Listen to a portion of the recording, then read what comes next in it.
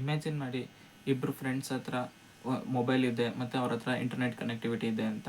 So ಇದರಲ್ಲಿ ಅವರು 2 hours every day ಅವರು ಯೂಟ್ಯೂಬಲ್ಲಿ ಸ್ಪೆಂಡ್ ಮಾಡ್ತಿದ್ದಾರೆ ಅಥವಾ ಎನಿ ಸೋಷಿಯಲ್ ಮೀಡಿಯಾದಲ್ಲಿ ಅವರು ಸ್ಪೆಂಡ್ ಮಾಡ್ತಿದ್ದಾರೆ ಅಂತ.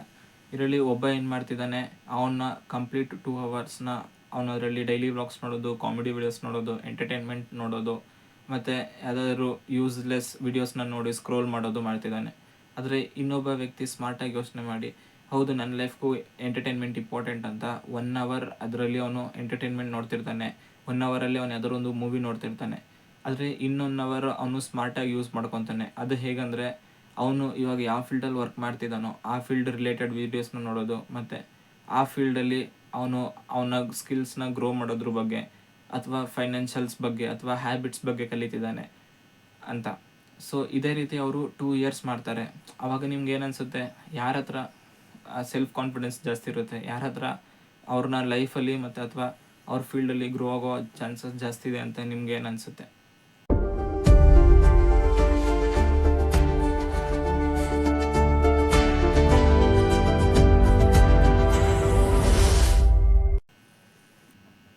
ಇಲ್ಲಿ ಇಬ್ಬರ ಹತ್ರ ಇರೋ ಮೊಬೈಲು, ಇಬ್ಬರ ಹತ್ರ ಇರೋ ಇಂಟರ್ನೆಟ್ ಕನೆಕ್ಟಿವಿಟಿ, ಇಬ್ಬರ ಹತ್ರ ಇರೋ ಸೋಷಿಯಲ್ ಮೀಡಿಯಾ ಪವರ್ ಎಲ್ಲನೂ ಸೇಮು ಮತ್ತು ಇಬ್ಬರು ಅವರು ಸೋಷಿಯಲ್ ಮೀಡಿಯಾದಲ್ಲಿ ಟೈಮ್ ಸ್ಪೆಂಡ್ ಮಾಡ್ತಾರೋ ಅವರ್ಸು ಸೇಮೇ ಇರುತ್ತೆ. ಬಟ್ ಯಾಕೆ ಒಬ್ಬ ಡಿಫ್ರೆಂಟ್ ಆಗಿರ್ತಾನೆ, ಇನ್ನೊಬ್ಬ ಡಿಫ್ರೆಂಟ್ ಆಗಿರ್ತಾನೆ ಅಂದರೆ, ಇಲ್ಲಿ ಅವರು ಯಾವ ಟೈಪ್ ಆಫ್ ಕಂಟೆಂಟ್ನ ಕನ್ಸ್ಯೂಮ್ ಮಾಡ್ತಿದ್ದಾರೆ ಅಂತ. ಎಲ್ಲರೂ ಹೇಳ್ಬೋದು ಕಂಟೆಂಟು ಫ್ರೀಯಾಗಿ ಸಿಗುತ್ತೆ, ಸೊ ನಮ್ಗೆ ಇದರಲ್ಲಿ ಏನೂ ಪ್ರಾಬ್ಲಮ್ ಇಲ್ಲ ಅಂತ. ಆದರೆ ನೀವು ಯಾವ ಥರ ಯೋಚನೆ ಮಾಡಿದ್ದೀರ, ನಾವಿಲ್ಲಿ ದ ಮೋಸ್ಟ್ ಇಂಪಾರ್ಟೆಂಟ್ ಥಿಂಗ್ನ ನಾವಿಲ್ಲಿ ವೇಸ್ಟ್ ಮಾಡ್ತಿದ್ದೀರಿ ಅಂತ. ಸೊ ಯಾವ ಥರ ಯೋಚನೆ ಮಾಡಿದ್ದೀರಾ? ಹಾಗೆ ಇಲ್ಲಿ ಹೇಳಬೇಕಂದ್ರೆ, ಇಲ್ಲಿ ನಾವು ಸೋಷಿಯಲ್ ಮೀಡಿಯಾ ಯೂಸ್ ಮಾಡೋದು ತಪ್ಪಲ್ಲ, ಬಟ್ ಯಾವ ಟೈಪ್ ಆಫ್ ಕಂಟೆಂಟ್ನ ನಾವು ನೋಡ್ತಿದ್ದೀರಿ ಅನ್ನೋದು ತುಂಬಾ ಇಂಪಾರ್ಟೆಂಟ್ ಆಗುತ್ತೆ. ಸೊ ಇದ್ರ ಬಗ್ಗೆ ಈ ವಿಡಿಯೋದಲ್ಲಿ ನೋಡೋಣ. ಈ ವಿಡಿಯೋ ಯಾರದೇ ಡೈಲಿ ವ್ಲಾಗ್ ಅಗೇನ್ಸ್ಟ್ ಆಗಲ್ಲ ಅಥವಾ ಯಾರ್ಯಾರು ಕಾಮಿಡಿ ಕ್ರಿಯೇಟ್ ಮಾಡ್ತಿರ್ತಾರೋ ಅವ್ರ ಅಗೇನ್ಸ್ಟ್ ಅಲ್ಲ. ಹೌದು, ಆ ಥರ ವೀಡಿಯೋಸ್ ಮಾಡೋದು ತುಂಬಾ ಕಷ್ಟ. ಅದಕ್ಕೋಸ್ಕರ ಅವರು ಸ್ಕ್ರಿಪ್ಟ್ ರೆಡಿ ಮಾಡಬೇಕು, ಅದಕ್ಕೋಸ್ಕರ ಅವರು ಆಡಿಯನ್ಸ್ನ ಎಂಗೇಜ್ ಮಾಡಬೇಕು, ಅವ್ರ ಲೈಫ್ನ ಸ್ಪೆಂಡ್ ಮಾಡಿ, ಅವ್ರ ಟೈಮ್ನ ಸ್ಪೆಂಡ್ ಮಾಡಿ ಕನ್ಸಿಸ್ಟೆಂಟಾಗಿ ವೀಡಿಯೋಸ್ ಅಪ್ಲೋಡ್ ಮಾಡ್ತಿರ್ತಾರೆ. ಈ ವಿಡಿಯೋ ಯಾವುದೇ ರೀತಿ ಅಗೇನ್ಸ್ಟ್ ಅಲ್ಲ. ಸೊ ಈ ವಿಡಿಯೋನ ನಾನು ಮಾಡ್ತಿರೋ ಉದ್ದೇಶ ಏನಂದರೆ, ನಾವು ಆ ವಿಡಿಯೋ ಬಗ್ಗೆ ಮಾತಾಡಲ್ಲ, ಆ ವಿಡಿಯೋನ ನೋಡೋ ವ್ಯೂವರ್ಸ್ ಬಗ್ಗೆ ಮಾತಾಡ್ತಾ ಇರೋದು. ಹೌದು, ಎಲ್ಲರ ಜೀವನದಲ್ಲೂ ಎಂಟರ್ಟೈನ್ಮೆಂಟ್ ತುಂಬಾ ಇಂಪಾರ್ಟೆಂಟ್ ಆಗುತ್ತೆ. ಎಲ್ಲರ ಜೀವನದಲ್ಲೂ ಸ್ಟ್ರೆಸ್ ಅಂತ ಇದ್ದೇ ಇರುತ್ತೆ. ಅದನ್ನು ರಿಲ್ಯಾಕ್ಸ್ ಮಾಡ್ಕೊಳ್ಳೋದಕ್ಕೆ ಅವರು ಎಂಟರ್ಟೈನ್ಮೆಂಟ್ನ ಆ್ಯಸ್ ಎ ರೆಮಿಡಿಯಾಗಿ ಯೂಸ್ ಮಾಡ್ತಿರ್ತಾರೆ. ಸೊ ಹಾಗಂತ ಇಲ್ಲಿ ನಾನು ಅದನ್ನು ತಪ್ಪು ಅಂತ ಹೇಳ್ತಲ್ಲ. ನಾನಿಲ್ಲಿ ಹೇಳ್ತಾರೋ ವಿಷಯ ಏನಂದರೆ, ಅವರು ಎಷ್ಟು ಟೈಮ್ನ ಅದರಲ್ಲಿ ಸ್ಪೆಂಡ್ ಮಾಡ್ತಿದ್ದಾರೆ ಅನ್ನೋದ್ರ ಬಗ್ಗೆ ಮಾತಾಡ್ತಿದ್ದೀನಿ. ಇಮ್ಯಾಜಿನ್ ಮಾಡಿ, ನಿಮ್ಮ ಬ್ರೈನ್ ಅನ್ನೋದು ಒಂದು ಗಾರ್ಡನ್ ಥರ ಇರುತ್ತೆ. ಸೊ ಆ ಗಾರ್ಡನ್ ಒಳಗೆ ನೀವು ಯಾವ ಥರ ಬೀಜನ ಬಿತ್ತಿ ಅದನ್ನು ಗ್ರೋತ್ ಮಾಡ್ತಿರೋ, ಅದೇ ರೀತಿ ನಿಮ್ಮ ನಾಲೆಡ್ಜು ಮತ್ತು ನಿಮ್ಮ ಥಾಟ್ಸು ಸಹ ಗ್ರೋ ಆಗುತ್ತೆ. ನೀವು ನಿಮ್ಮ ಈ ಬ್ರೈನ್ ಅನ್ನೋ ಗಾರ್ಡನ್ಗೆ ಬರೀ ಎಂಟರ್ಟೈನ್ಮೆಂಟು, ಬರೀ ಕಾಮಿಡಿ, ಬರೀ ಟೈಮ್ಲೆಸ್ ಯೂಸ್ಲೆಸ್ ವೀಡಿಯೋಸ್ನ ಫೀಡ್ ಮಾಡ್ತಿದ್ರೆ ಹೋಗ್ತಿದ್ರೆ, ಅಥವಾ ನೀವು ಅದನ್ನೇ ಫಸ್ಟಿಂದನೂ ಗ್ರೋ ಮಾಡ್ಕೊತ ಬಂದಿದ್ರೆ, ನಿಮ್ಮ ನಾಲೆಡ್ಜು ಯಾವತ್ತೂ ಗ್ರೋ ಆಗೋದೇ ಇಲ್ಲ. ನೀವು ಯಾವಾಗಲೂ ಎಂಟರ್ಟೈನ್ಮೆಂಟು ಮತ್ತು ರಿಲ್ಯಾಕ್ಸ್ ಆಗಿರೋದ್ರ ಬಗ್ಗೆನೇ ಯೋಚನೆ ಮಾಡ್ತಿದ್ದೀರಾ ಅಂತ. ಹಾಗಂತ ಇಲ್ಲಿ ನೀವು ಬರೀ ಎಜುಕೇಷನ್ ರಿಲೇಟೆಡು, ಬರೀ ನಾಲೆಡ್ಜ್ ರಿಲೇಟೆಡು, ಬರೀ ಫೈನಾನ್ಸ್ ರಿಲೇಟೆಡ್ನ ಫೀಡ್ ಮಾಡಿ ಮತ್ತು ಬರೀ ಅದೇ ಥರನ ಗ್ರೋ ಮಾಡಿ ಅಂತ ಹೇಳ್ತಿಲ್ಲ. ನೀವಿಲ್ಲಿ ಎರಡನ್ನೂ ಬ್ಯಾಲೆನ್ಸ್ ಮಾಡಬೇಕು. ಸೊ ನಾನು ಇಲ್ಲಿ 2 ಅವರ್ ಒಂದು ಸೋಷಿಯಲ್ ಮೀಡಿಯಾದಲ್ಲಿ ಅಥವಾ ಈ ಥರ ವೀಡಿಯೋ ಕನ್ಸಂಪ್ಷನಲ್ಲಿ ಸ್ಪೆಂಡ್ ಮಾಡ್ತಿದ್ರೆ, ಎಷ್ಟು ಪರ್ಸೆಂಟು ನಾನು ಎಂಟರ್ಟೈನ್ಮೆಂಟ್ ಮಾಡ್ಕೊಂಡು ನೋಡಬೇಕು, ಇಲ್ಲ ಎಷ್ಟು ಪರ್ಸೆಂಟು ನಾನು ಇದರಲ್ಲಿ ನಾಲೆಡ್ಜು ಅಥವಾ ಈ ಥರ ಸ್ಕಿಲ್ಸ್ ಕಲಿಯೋದ್ರ ಬಗ್ಗೆ ಮಾಡಬೇಕು ಅಂತ ಯೋಚನೆ ಮಾಡಬೇಕು. ಏಕೆಂದರೆ ತುಂಬ ಜನ ನೋಡ್ತಿರ್ತಾರೆ, ಅವರ 100% ಲೈಫ್ ಟೈಮ್ನ ಅವರು ಸೋಷಿಯಲ್ ಮೀಡಿಯಾದಲ್ಲಿ ಜಸ್ಟು ಟೈಮ್ಲೆಸ್ ವೀಡಿಯೋಸ್ ನೋಡೋಕ್ಕೆ ಅಥವಾ ಯೂಸ್ಲೆಸ್ಸು ಇನ್ಸ್ಟಾ ಪೋಸ್ಟ್ ಮಾಡೋದಕ್ಕೆ ಯೂಸ್ ಮಾಡ್ತಿರ್ತಾರೆ. ಅಥವಾ ತುಂಬ ಜನ ಹೇಳ್ತಾರೆ, ನಾನು ಇನ್ಸ್ಟಾಗ್ರಾಮ್ ಸ್ಕ್ರೋಲ್ ಮಾಡ್ತಿದ್ದೆ, ನನಗೆ ಟೈಮ್ ಹೋಗಿದ್ದೇ ಗೊತ್ತಾಗಿಲ್ಲ ಅಂತ. ಇಲ್ಲಿ ಅವ್ರದ್ದು ಏನು ತೋರಿಸುತ್ತೆ ಅಂತೆ, ಅವ್ರದ್ದು ಲ್ಯಾಕ್ ಆಫ್ ಇನ್ಕನ್ಸಿಸ್ಟೆನ್ಸಿನ ತೋರಿಸುತ್ತೆ. ಅಥವಾ ಈ ವಿಡಿಯೋ ನೋಡಿದ್ಮೇಲೆ ನಾನು ಮೋಟಿವೇಟ್ ಆಗಿಬಿಟ್ಟು ಇನ್ನು ಮುಂದೆ ನಾನು ಎಲ್ಲ ಸ್ಕಿಲ್ಸ್ನ ಕಲಿತೀನಿ ಅಂತ ಕುತ್ಕೊತೀರಾ. ಆದರೆ 1 ವಾರ ಮಾಡ್ತೀರಾ, 2 ವಾರ ಮಾಡ್ತೀರಾ, ಆಮೇಲೆ ಮೋಟಿವೇಶನ್ ಹೋಗಿಬಿಡುತ್ತೆ. ಸೊ ನೀವು ಅದನ್ನು ಅಲ್ಲೇ ಡ್ರಾಪ್ ಮಾಡ್ತೀರಾ. ಸೊ ಈ ವಿಡಿಯೋದಲ್ಲಿ ನಾನು ಏನು ಹೇಳಕ್ಕೆ ಹೋಗ್ತಾಯಿದ್ದೀನಿ ಅಂದರೆ, ಯಾವುದೇ ಕೆಲಸ ಮಾಡಿದ್ರೂ ಇಮ್ಮಿಡಿಯೇಟಾಗಿ ಯಾವುದೂ ರಿಸಲ್ಟ್ ಕೊಡೋದಿಲ್ಲ. ಸೊ ನೀವೇನು ಮಾಡಬೇಕು, ಕನ್ಸಿಸ್ಟೆಂಟಾಗಿ ನೀವೇನು ವರ್ಕ್ ಮಾಡ್ತಿದ್ದೀರೋ ಆ ವರ್ಕ್ನ ಮಾಡಬೇಕು. ಪ್ಲಸ್ ಮತ್ತು ಅದರಲ್ಲಿ ನೀವು ಎವ್ರಿ ಡೇ ಇಂಪ್ರೂವ್ ಆಗೋದಕ್ಕೆ ನೋಡಬೇಕು.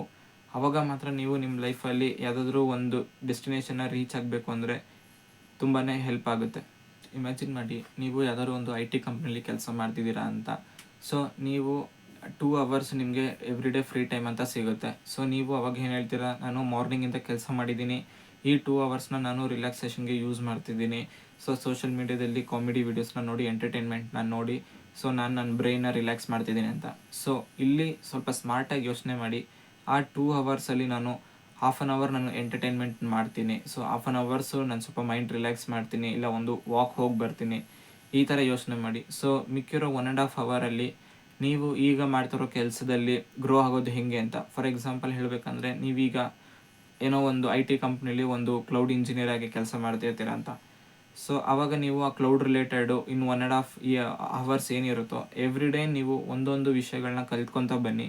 ಸೊ ಆವಾಗ ಏನಾಗುತ್ತೆ ಅಂದರೆ, ನೀವು ಅದೇ ವಿಷಯದಲ್ಲಿ ಮಾಸ್ಟರ್ ಮಾಡ್ತೀರಾ. ಸೊ ನಿಮಗೆ ಮಾಸ್ಟರ್ ಮಾಡಿದ ತಕ್ಷಣ ನಿಮಗೆ ಅದ್ರ ಬಗ್ಗೆ ನಾಲೆಡ್ಜು ಜಾಸ್ತಿ ಆಗುತ್ತೆ.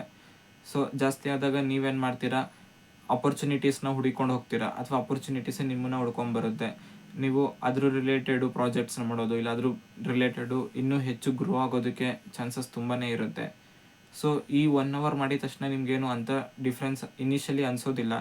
ಜಸ್ಟ್ ಇಮ್ಯಾಜಿನ್ ಮಾಡಿ, ನೀವು ಅದೇ ಕೆಲಸನ ನೆಕ್ಸ್ಟು 2 ಇಯರ್ಸ್, ನೆಕ್ಸ್ಟ್ 3 ಇಯರ್ಸ್ ನೀವು ಕಂಟಿನ್ಯೂಸ್ ಆಗಿ ಕನ್ಸಿಸ್ಟೆಂಟಾಗಿ ಮಾಡ್ಕೊತಾ ಹೋಗ್ತಿದ್ರೆ, ಇಲ್ಲಿ ನಿಮಗೆ ಒಂದು ಎಂಟರ್ಟೈನ್ಮೆಂಟ್ ಸಿಗ್ತಾ ಇದೆ, ಮತ್ತು ಇನ್ನೊಂದು ನೀವು ಸಿಕ್ಕಿರೋ ಟೈಮಲ್ಲೇ ನೀವು ಎಷ್ಟು ನಾಲೆಡ್ಜ್ನ ಗೇನ್ ಮಾಡೋಕ್ಕಾಗುತ್ತೋ ಮಾಡ್ಕೋಬೋದು. ಆವಾಗ ನೀವು ಮಾಡ್ತಿರೋ ಕೆಲಸದಲ್ಲಿ ನಿಮಗೆ ಕಾನ್ಫಿಡೆನ್ಸ್ ಬರುತ್ತೆ.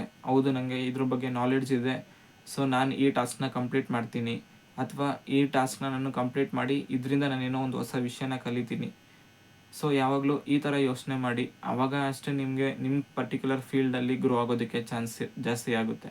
ಜನ ಏನು ಯೋಚನೆ ಮಾಡಿರ್ತೀರ ಅಂದರೆ, ಯೂಟ್ಯೂಬಲ್ಲಿ ಸಿಗೋ ವೀಡಿಯೋಸ್ ಆಗಲಿ, ಇಲ್ಲ ಇನ್ಸ್ಟಾಗ್ರಾಮಲ್ಲಿ ಸಿಗೋ ವೀಡಿಯೋಸ್ಗಳು ಸ್ಕ್ರೋಲ್ ಮಾಡೋದು, ಮತ್ತು ಇದಕ್ಕೆಲ್ಲ ನಮಗೆ ಫ್ರೀ, ಇದರಲ್ಲಿ ನಮಗೇನೋ ಕಾಸು ಖರ್ಚಾಗೋದಿಲ್ಲ ಅಂತ.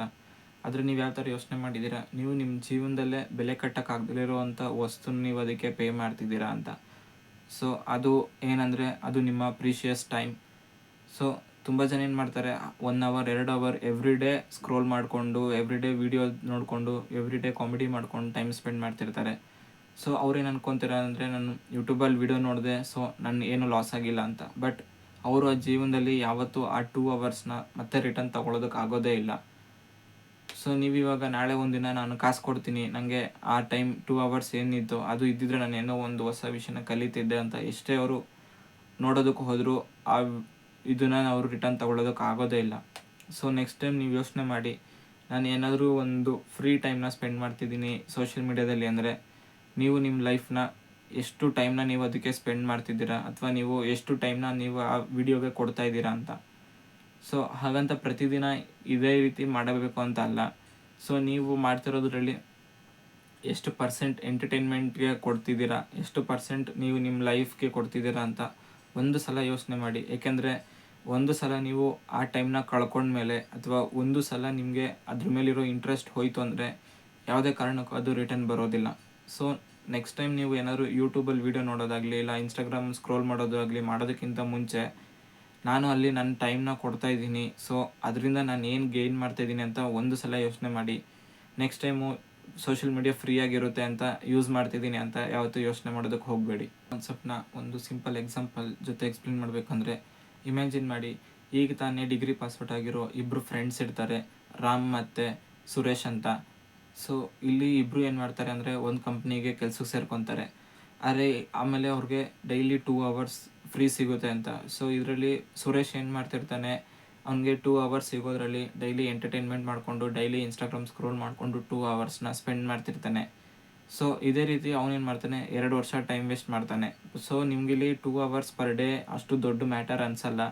ಸೊ ಇಮ್ಯಾಜಿನ್ ಮಾಡಿ, ನೀವು ಡೈಲಿ 2 ಅವರ್ಸು 1 ವರ್ಷ ಸ್ಪೆಂಡ್ ಮಾಡಿದ್ರೆ ನೀವು ಎಷ್ಟು ಟೈಮ್ ನೀವು ಸೋಷಿಯಲ್ ಮೀಡಿಯಾದಲ್ಲಿ ಸ್ಪೆಂಡ್ ಮಾಡಿದ್ದೀರ ಅಂತ ನಿಮಗೆ ಗೊತ್ತಾಗುತ್ತೆ. ಅದೇ ರೀತಿ ಇನ್ನೊಂದು ಕಡೆ ಅದೇ ಫ್ರೆಂಡು ಇಬ್ಬರು ಸೇಮ್ ಕಂಪ್ನಿಲಿ ಕೆಲಸ ಮಾಡ್ತಿದ್ರು. ಇವನಿಗೆ ಸಿಗೋ 2 ಅವರ್ಸಲ್ಲಿ 1 ಅವರು ಇವನು ಎಂಟರ್ಟೈನ್ಮೆಂಟ್ಗೆ ಸ್ಪೆಂಡ್ ಮಾಡ್ತಿರ್ತಾನೆ, ಇವನು ಸ್ಕ್ರೋಲ್ ಮಾಡ್ತಿರ್ತಾನೆ, ಇವನು ಎಂಟರ್ಟೈನ್ಮೆಂಟ್ ವೀಡಿಯೋಸ್ನ ನೋಡ್ತಿರ್ತಾನೆ. ಆದರೆ ಮಿಕ್ಕಿರೋ 1 ಅವರಲ್ಲಿ ಅವನೇನು ಮಾಡ್ತಾನೆ ಅಂದರೆ, ಅವ್ನ ಸ್ಕಿಲ್ನ ಅಪ್ಡೇಟ್ ಮಾಡ್ಕೊಳ್ಳೋದ್ರ ಬಗ್ಗೆ ಯೋಚನೆ ಮಾಡ್ತಿರ್ತಾನೆ, ಅಥವಾ ಅವನಿಗೆ ಬರೋ ಸ್ಯಾಲ್ರಿನ ಅವನು ಹೇಗೆ ಇನ್ವೆಸ್ಟ್ ಮಾಡಬೇಕು, ಇಲ್ಲ ಅವ್ನಿಗೆ ಬರೋ ಸ್ಯಾಲ್ರಿನ ಹೇಗೆ ನಾನು ಇನ್ಕ್ರೀಸ್ ಮಾಡ್ಕೋಬೇಕು, ಈ ಥರ ಯೋಚನೆ ಮಾಡಿ ಅದ್ರ ರಿಲೇಟೆಡ್ ವೀಡಿಯೋಸ್ನ ನೋಡ್ಕೊಳ್ಳೋದಕ್ಕೆ ಹೋಗ್ತಿರ್ತಾನೆ. ಫಾರ್ ಎಕ್ಸಾಂಪಲ್ ಹೇಳಬೇಕಂದ್ರೆ, ನನ್ನ ಹತ್ರ ಈಗ ಒಂದು ಸ್ಕಿಲ್ ಇದೆ, ನಾನು ಈ ಒಂದು ಸ್ಕಿಲ್ನ ಇನ್ನೂ ಅಪ್ಡೇಟ್ ಮಾಡ್ಕೊಳ್ಳೋದು ಹೇಗೆ, ಅಥವಾ ನನಗೆ ಈಗ 30,000 ಸಂಬಳ ಬರ್ತಿದ್ರೆ ನಾನು ಈ 30,000 ಸಂಬಳನ ಎಲ್ಲಿ ಸೇವ್ ಮಾಡಬೇಕು, ಎಲ್ಲಿ ಇನ್ವೆಸ್ಟ್ ಮಾಡಬೇಕು, ಎಲ್ಲಿ ಇನ್ವೆಸ್ಟ್ ಮಾಡಿದ್ರೆ ನನಗೆ ಹೆಚ್ಚು ರಿಟರ್ನ್ ಸಿಗುತ್ತೆ, ಅಥವಾ ಈ ಕಂಪ್ನಿಲಿ ನನಗೆ 30,000 ಸಿಗ್ತಿದ್ರೆ ಮುಂದೆ ಇನ್ನೊಂದು ಕಂಪ್ನಿಗೆ ಶಿಫ್ಟ್ ಆಗಬೇಕಂದ್ರೆ ಅವ್ರು ಏನೇನು ರಿಕ್ವೈರ್ಮೆಂಟ್ ಇರುತ್ತೆ, ನಾನು ಅದನ್ನೆಲ್ಲ ಹೇಗೆ ಕಲಿಯೋದು. ಸೊ ಡೈಲಿ ಏನು ಮಾಡ್ತೇನೆ ಅಂದರೆ 1 ಅವರ್ ಅವನು ಇದರಲ್ಲಿ ಸ್ಪೆಂಡ್ ಮಾಡ್ತಾನೆ. ಸೊ ನಿಮಗೆ ಇದು ಪರ್ ಡೇ 1 ಅವರ್ ಅಂತ ಲೆಕ್ಕ ಹಾಕ್ಕೊಂಡ್ರೆ ನಿಮಗೆ ಅದು ಈ 1 ಅವರ್ ತಾನೇ ಏನು ದೊಡ್ಡ ಮ್ಯಾಟರ್ ಅಲ್ಲ ಅನಿಸುತ್ತೆ. ಅದೇ ನೀವು ಜಸ್ಟ್ ಇಮ್ಯಾಜಿನ್ ಮಾಡಿ 365 ಡೇಸ್ ನೀವು ಇದೇ ಕೆಲಸನ ಮಾಡಿದ್ರೆ ನೀವು 365 ಹವರ್ಸ್ನ ನೀವು ನಿಮ್ಮ ಸ್ಕಿಲ್ ಕಲಿಯೋದ್ರ ಮೇಲೆ ಫೋಕಸ್ ಮಾಡಿದ್ದೀರಾ. ಸೊ ನೀವು ಇದರಿಂದ ಅಟ್ಲೀಸ್ಟ್ ಲಾಸ್ಟ್ ಇಯರ್ಗಿಂತ ಈ ಇಯರು ಅಟ್ಲೀಸ್ಟ್ ಒಂದು 10% 20% ನೀವು ಗ್ರೋ ಆದ್ರೂ ಅದು ನಿಮ್ಮ ಲೈಫಲ್ಲಿ ಮತ್ತು ನಿಮ್ಮ ಕೆಲಸದಲ್ಲಿ ಇಂಪ್ಯಾಕ್ಟ್ ಆಗುತ್ತೆ. ಸೊ ಆವಾಗ ನಿಮ್ಮನ್ನು ಈಸಿಯಾಗಿ ರೆಕಗ್ನೈಸ್ ಮಾಡ್ತಾರೆ. ಓಕೆ, ಇವನು ಅಪ್ಸ್ಕಿಲ್ ಆಗ್ತಿದ್ದಾನೆ, ಇವನಿಗೆ ನಾನು ಹೈಯರ್ ಪೊಸಿಷನ್ ಕೊಡ್ಬೋದು, ಅಥವಾ ಇವನು ಬೇರೆ ಕಡೆ ಎಲ್ಲರೂ ಶಿಫ್ಟ್ ಆಗಬೇಕು ಅಂದರೆ ಇವನ ಹತ್ರ ಸ್ಕಿಲ್ಸ್ ಇರೋದ್ರಿಂದ ಬೇರೆ ಕಂಪ್ನಿ ಆಪರ್ಚುನಿಟೀಸು ಜಾಸ್ತಿ ಆಗುತ್ತೆ. ಆದರೆ ಮೊದಲನೇ ಫ್ರೆಂಡ್ನ ಅಸ್ಯೂಮ್ ಮಾಡಿ ಸುರೇಶ್ ಅಂತ, ಅವನಿಗೆ ಸಿಕ್ಕಿರೋ 2 ಅವರ್ಸಲ್ಲಿ ಡೈಲಿ ಅವನು ಸ್ಕ್ರೋಲ್ ಮಾಡ್ತಿರ್ತಾನೆ ಹೊರತು ಅದರಿಂದ ಅವನೇನು ಹೊಸ ವಿಷಯ ಕಲಿತೇ ಇರೋದಿಲ್ಲ. ಸೊ ಇಲ್ಲಿ ಏನು ಬರುತ್ತೆ ಅಂದರೆ ಇಬ್ಬರು ಸೇಮ್ ಫ್ರೆಂಡ್ಸು, ಇಬ್ಬರು ಒಂದೇ ಸಲ ಜರ್ನಿನ ಸ್ಟಾರ್ಟ್ ಮಾಡಿದ್ರು. ಆದರೆ ಒಬ್ಬ ಅವನ ಟೈಮ್ನ ಹೇಗೆ ಕನ್ಸ್ಯೂಮ್ ಮಾಡ್ದ, ಆದರೆ ಇನ್ನೊಬ್ಬ ಅವನ ಟೈಮ ಹೇಗೆ ಅವನು ಸ್ಪೆಂಡ್ ಮಾಡ್ದ ಅನ್ನೋದ್ರ ಮೇಲೆ ಅವನ ಫ್ಯೂಚರ್ ನಿಂತಿರುತ್ತೆ. ಸೊ ಇದನ್ನು ನೀವು 2 ಇಯರ್ 3 ಇಯರ್ನ ಮಾಡಿದ್ರೆ ಅಷ್ಟೇ ನಿಮಗೆ ಗ್ರೋತ್ ಗೊತ್ತಾಗುತ್ತೆ. ಸುಮ್ಮನೆ ಮೋಟಿವೇಶನ್ಗೋಸ್ಕರ 1 ಡೇ 2 ಡೇ ಮಾಡಿ ಅಥವಾ 1 ವೀಕ್ ಟು 1 ಮಂತ್ ಮಾಡಿದ್ರೆ ನಿಮಗೆ ರಿಸಲ್ಟ್ ಸಿಗೋದಿಲ್ಲ. ಸೊ ಈ ಥರ ಪ್ರೋಸೆಸ್ ಎಲ್ಲನೂ ನಿಮಗೆ ಲಾಂಗ್ ಟರ್ಮಲ್ಲಿ ಅಷ್ಟೇ ನಿಮಗೆ ರಿಸಲ್ಟ್ಸ್ನ ಕೊಡುತ್ತೆ. ನೀವು ಯಾವ ಥರ ಯೋಚನೆ ಮಾಡಿದ್ದೀರಾ? ಈ ಥರ ಕೆಲಸ ಎಷ್ಟೋ ಜನಕ್ಕೆ ಇದ್ರ ಬಗ್ಗೆ ನಾಲೆಡ್ಜ್ ಇದ್ರೂ ಯಾಕೆ ಯಾರಿಗೂ ಇದ್ರ ಬಗ್ಗೆ ಕನ್ಸಿಸ್ಟೆಂಟಾಗಿ ಕೆಲಸ ಮಾಡೋದಕ್ಕಾಗೋದಿಲ್ಲ ಅಂತ. ಸೊ ಇದಕ್ಕೆ ಮುಖ್ಯವಾದ ರೀಸನ್ ಏನಂದರೆ ನಾವು ನಮ್ಮ ಬ್ರೈನ್ನ ಟ್ರೈನ್ ಮಾಡಿರೋ ರೀತಿ. ಸೊ ನಮ್ಮ ಬ್ರೈನ್ ಯಾವಾಗಲೂ ಏನು ಮಾಡ್ತಿರುತ್ತೆ ಅಂದರೆ ಕ್ವಿಕ್ಕಾಗಿ ರಿಸಲ್ಟ್ ಬರೋದ್ರ ಬಗ್ಗೆ ಅಥವಾ ಇಮಿಡಿಯೇಟಾಗಿ ನಮ್ಗೆ ಯಾವುದು ಖುಷಿ ಸಿಗುತ್ತೋ ಅದ್ರ ಬಗ್ಗೆ ಮಾತ್ರ ಜಾಸ್ತಿ ಫೋಕಸ್ ಮಾಡುತ್ತೆ. ಏಕೆಂದರೆ ನಾವು ಈಗ ಯಾವುದೇ ಒಂದು ಎಂಟರ್ಟೈನ್ಮೆಂಟ್ ವೀಡಿಯೋಸು ಇಲ್ಲ ಯಾವುದೇ ಒಂದು ಡೈಲಿ ವ್ಲಾಗ್ಸ್ ನೋಡ್ತಿದ್ದೀರಿ ಅಂದರೆ ಅಲ್ಲೇನಾಗ್ತಾ ಇರುತ್ತೆ, ಆ ಡೈಲಿ ವ್ಲಾಗ್ ಮಾಡ್ತಾರೋ ಮಗನೋ ಮಗಳೋ ಇದ್ದರೆ ಅವ್ರ ಅಪ್ಪ ಅಮ್ಮಂಗೆ ಒಂದು ಸ್ಕೂಟರ್ ಕೊಡಿಸೋದು, ಇಲ್ಲ ಅವ್ರ ಫ್ಯಾಮಿಲಿಗೆ ಅಂತ ಒಂದು ಕಾರ್ ತೊಗೊಳ್ಳೋದು, ಈ ಥರದ್ರ ಬಗ್ಗೆ ವಿಡಿಯೋ ಮಾಡ್ತಿರ್ತಾರೆ. ಇಲ್ಲಾಂದರೆ ಅವ್ರ ಬರ್ತ್ಡೇ ಸೆಲೆಬ್ರೇಷನ್ಸು, ಅವರು ಎಲ್ಲಾದರೂ ಹೊರಗಡೆ ಹೋಗಿದ್ದು ಟ್ರಿಪ್ದು, ಈ ಥರ ವೀಡಿಯೋಸ್ಗಳನ್ನ ಹಾಕ್ತಿರ್ತಾರೆ. ಅದನ್ನು ನೋಡೋದ್ರಿಂದ ನಮಗೇನು ಅನಿಸುತ್ತೆ, ನಾವು ಅದನ್ನು ನೋಡಿ ನಾವು ಎಂಜಾಯ್ ಮಾಡ್ತೀರಿ. ಸೊ ಆವಾಗ ನಾವು ಇದೇ ರೀತಿ ಡೈಲಿ ಮಾಡೋದ್ರಿಂದ ನಾವು ಅವ್ರ ವೀಡಿಯೋಸ್ಗೆ ಮತ್ತು ಅವ್ರ ಲೈಫ್ ಸ್ಟೈಲು, ಅವ್ರ ಲಕ್ಸುರಿ ಲೈಫ್ನ ಲೀಡ್ ಮಾಡೋದು ನೋಡಿ ನಾವು ಅದಕ್ಕೆ ಅಡಿಕ್ಟ್ ಆಗ್ತೀರಿ. ಆದರೆ ಅಲ್ಲಿ ಅವರು ಆ ವಿಡಿಯೋಸ್ನ ಮಾಡಿ ಅವರು ಅವ್ರ ಲೈಫಲ್ಲಿ ಗ್ರೋ ಆಗ್ತಿರ್ತಾರೆ ಹೊರತು ನಾವು ನಮ್ಮ ಲೈಫಲ್ಲಿ ಅಲ್ಲೇ ಸ್ಟಕ್ ಆಗಿರ್ತೀರಿ. ಏಕೆಂದರೆ ನೀವು ಜಸ್ಟ್ ಇಮ್ಯಾಜಿನ್ ಮಾಡಿ, ನೀವು ಕನ್ನಡದಲ್ಲೇ ತುಂಬ ಜನ ವ್ಲಾಗರ್ಸ್ಗಳಿದ್ದಾರೆ, ನಾನು ನೇಮ್ ಹೇಳೋದಕ್ಕೆ ಇಷ್ಟಪಡಲ್ಲ, ಬಟ್ ತುಂಬ ಜನ ಅವರು ಸ್ಕ್ರ್ಯಾಚಿಂದ ಸ್ಟಾರ್ಟ್ ಮಾಡಿ ಕನ್ಸಿಸ್ಟೆಂಟಾಗಿ ಡಿಸಿಪ್ಲಿನಾಗಿ ವಿಡಿಯೋ ಮಾಡಿ ಇವತ್ತು ಅವ್ರಿಗೆ ಡ್ರೀಮ್ ಲೈಫ್ನ ಅವ್ರು ಲೀಡ್ ಮಾಡ್ತಿರ್ತಾರೆ. ಅದೇ ಅಸ್ಯೂಮ್ ಮಾಡಿ ಅವ್ರ ವಿಡಿಯೋಸ್ನ ನೀವು ನೋಡ್ಕೊಂಡು ಬಂದಿರೋದ್ರಿಂದ ನೀವು ನಿಮ್ಮ ಲೈಫಲ್ಲಿ ಎಷ್ಟು ಅಪ್ಡೇಟ್ ಆಗಿದ್ದೀರಾ ಅಂತ. ಯಾಕೆಂದರೆ ಇಲ್ಲಿನೇ ಅವರು ವೀಡಿಯೋಸ್ ಮಾಡಿ ಅವರು ಒಂದು ಕಂಟೆಂಟ್ ಅಂತ ಮಾಡಿ ಅವ್ರು ಅದರಲ್ಲಿ ದುಡ್ಡು ಮಾಡ್ತಿರ್ತಾರೆ ಹೊರತು ಅದರಿಂದ ನೀವೇನು ಅರ್ನ್ ಮಾಡ್ತಿದ್ದೀರಾ. ಹೌದು, ಈಗ ನೀವು ಬೇರೆಯವ್ರ ಲೈಫ್ನ ನೋಡಿದ್ರೆ ನಿಮಗೆ ಇನ್ಸ್ಪೈರ್ ಆಗುತ್ತೆ, ಬಟ್ ಅದನ್ನು ನೀವು ಲೀಡ್ ಮಾಡೋದಕ್ಕೆ ನೀವೇನು ಸ್ಟೆಪ್ನ ತೊಗೊಂಡಿದ್ದೀರಾ, ನೀವು ಅದರಿಂದ ಹೇಗೆ ಗ್ರೋ ಆಗಿದ್ದೀರಾ ಅಂತ ಯಾವತ್ತಾದ್ರು ಯೋಚನೆ ಮಾಡಿದ್ದೀರಾ? ಸೊ ಜಸ್ಟ್ ಇಮ್ಯಾಜಿನ್ ಮಾಡಿ, ಅವರು 5 ಇಯರ್ಸಲ್ಲಿ ಅವ್ರ ಲೈಫ್ನ ಹೇಗೆ ಅಪ್ಡೇಟ್ ಮಾಡ್ಕೊಂಡಿದ್ದಾರೆ, ಅವ್ರ ಲೈಫ್ ಲಾಸ್ಟ್ 10 ಇಯರ್ಸಲ್ಲಿ ಅವ್ರ ಲೈಫ್ನ ಹೇಗೆ ಅಪ್ಡೇಟ್ ಮಾಡ್ಕೊಂಡಿದ್ದಾರೆ, ಪ್ಲಸ್ ನೀವು ಲಾಸ್ಟ್ 5-10 ಇಯರ್ಸಲ್ಲಿ ನಿಮ್ಮ ಲೈಫ್ನ ಹೇಗೆ ಅಪ್ಡೇಟ್ ಮಾಡ್ಕೊಂಡಿದ್ದೀರಾ ಅಂತ ಒಂದು ಸಲ ಯೋಚನೆ ಮಾಡಿ ಮತ್ತು ಅದನ್ನು ರಿವೈಸ್ ಮಾಡಿ. ಮತ್ತು ಯಾಕೆ ಯಾರು ಜೀವನದಲ್ಲಿ ಅಷ್ಟು ಬೇಗ ಸಕ್ಸಸ್ ಆಗೋದಿಲ್ಲ, ಯಾರೋ 100 ಜನದಲ್ಲಿ ಒಬ್ಬ ಸಕ್ಸಸ್ ಆಗ್ತಾನೆ ಅಂದರೆ ಅವ್ರಿಗೆ ಅವ್ರ ಬ್ರೈನ್ನ ಟ್ರೈನ್ ಮಾಡ್ಕೊಂಡಿರೋ ರೀತಿಯೇ ಮುಖ್ಯವಾದ ರೀಸನ್ ಆಗಿರುತ್ತೆ. ಏಕೆಂದರೆ ಸಕ್ಸಸ್ ಅನ್ನೋದು ಕನ್ಸಿಸ್ಟೆನ್ಸಿನ, ಡಿಸಿಪ್ಲಿನ್ನ ಮತ್ತು ಟೈಮ್ನ ತುಂಬಾ ಎಕ್ಸ್ಪೆಕ್ಟ್ ಮಾಡ್ತಾ ಇರುತ್ತೆ. ಏಕೆಂದರೆ ನೀವೀಗ ಒಂದು ಸಕ್ಸಸ್ ಆಗಬೇಕು ಅಂದರೆ ನಿಮ್ಮ ಲಾಂಗ್ ಟರ್ಮಲ್ಲೇ ಯಾವಾಗಲೂ ಯೋಚನೆ ಮಾಡಬೇಕಾಗುತ್ತೆ. ಮತ್ತು ಇನ್ನೊಂದು, ನೀವು ಕನ್ಸಿಸ್ಟೆಂಟಾಗಿ ರಿಸಲ್ಟ್ನ ಸೈಡಲ್ಲಿ ಇಟ್ಟು ರಿಸಲ್ಟ್ ಏನೇ ಬರಲಿ ನಾನು ನನ್ನ ವರ್ಕ್ನ ಮಾಡ್ತಾನೆ ಇರ್ತೀನಿ, ನಾನು ಕನ್ಸಿಸ್ಟೆಂಟಾಗಿ ಆ ಕೆಲಸ ನಾನು ಏನು ಕಲಿಬೇಕು ಅಂದ್ಕೊಂಡಿರ್ತೀನಿ ಅದನ್ನು ಕಲಿತೀನಿ ಅಂತ ನೀವು ಫಿಕ್ಸ್ ಆಗಿ, ಅದಾದಮೇಲೆ ಅವ್ರು ಏನೇ ಹೇಳ್ಕೊಟ್ರು ಅಕಸ್ಮಾತ್ ನಾನು ಈಗ ಇವತ್ತು ಒಂದು ತಪ್ಪು ಮಾಡೋದನ್ನ ನಾಳೆ ಆ ತಪ್ಪನ್ನ ನಾವು ಸರಿ ಮಾಡಿಕೊಂಡು ಅದರಿಂದ ನಾನು ಗ್ರೋ ಆಗೋದಕ್ಕೆ ಯೋಚನೆ ಮಾಡ್ತೀನಿ. ಮತ್ತು ನಾನು ಯಾವಾಗಲೂ 5 ಇಯರ್ಸ್ ಬಗ್ಗೆ 7 ಇಯರ್ಸ್ ಬಗ್ಗೆ ಯೋಚನೆ ಮಾಡ್ತೀನಿ. ಹೀಗೆ ಒಂದೊಂದಕ್ಕೂ ಯೋಚನೆ ಮಾಡ್ತಾ ಹೋಗುತ್ತೆ. ಆಮೇಲೆ ಈ ಜರ್ನಿಲಿ ತುಂಬ ಅಪ್ಸ್ ಡೌನ್ಸ್ ಇರುತ್ತೆ. ನಾವು ಇದನ್ನೆಲ್ಲ ನಾವು ಮೆಂಟಲಿ ಟ್ರೈನ್ ಆಗಬೇಕು. ಆದರೆ ನಮ್ಮ ಬ್ರೈನ್ ಯಾವಾಗಲೂ ಕಂಫರ್ಟ್ ಝೋನ್ನ ಎಕ್ಸ್ಪೆಕ್ಟ್ ಮಾಡೋದ್ರಿಂದ ನಾವು ಯಾರು ಆ ಫೀಲ್ಡ್ಗೆ ಹೋಗೋದಕ್ಕೆ ಟ್ರೈಯೇ ಮಾಡೋದಿಲ್ಲ. ಸೊ ಇದರಿಂದ ಏನಾಗುತ್ತೆ ಅಂದರೆ ಯಾರೋ ಒಬ್ಬ ಸಕ್ಸಸ್ ಆಗಿರೋರ್ದು ಜರ್ನಿ ನೋಡಿದ್ರೆ ನಾವು ಖುಷಿ ಪಡ್ತೀರಿ ಹೊರತು ನಮಗೆ ಅಷ್ಟು ರಿಸ್ಕ್ನ ತಗೊಳ್ಳೋ ಕೆಪಾಸಿಟಿ ನಮಗೆ ಇದೆಯಾ, ಮತ್ತು ನಾವು ಆ ರೇಂಜ್ಗೆ ಹೋಗೋದಕ್ಕಾಗುತ್ತಾ ಅನ್ನೋ ಸೆಲ್ಫ್ ಡೌಟ್ಸಲ್ಲೇ ನಾವು ನಮ್ಮ ಎಂಟೈರ್ ಲೈಫ್ನ ಕಳೆದ್ಬಿಡ್ತೀವಿ.